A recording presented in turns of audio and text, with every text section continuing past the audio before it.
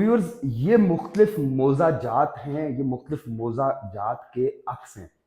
ठीक हो गया। इसमें तोप कल्याल है, कल्याम मुगल है, इसके अलावा झम्मट है, नूर दोलाल है, नत्था दोलाल है, संघोरी सरवर शहीद है। ये सारे के सारे वो मोज़ा जात हैं। अब अगर बात की जाए जीटी रोड की, तो आपका ये करपाल और तोप कल्याल वाला जो एरिया है, इस एरिया से आपका जीटी रोड गुजर रहा है। यहाँ से आप एंटर होते हैं इस पूरे के पूरे रकबा में।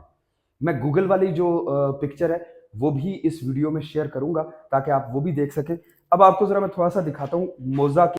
जी, अब मैं आपको दिखाता हूँ कि ये मोजे के हिसाब से ये कल्याम मुगल का अक्स है। कल्याम मुगल के साथ आ जाता है आपका तोप कल्याल। तोप कल्याल के साथ ये एक छोटा सा मोजा आ जाता है, एक छोटा सा चक आ जाता है, चक खारजी संघोरी। इसी तरह से आगे चलते जाएंगे तो हमारे पास ये साथ साथ आगे छोटे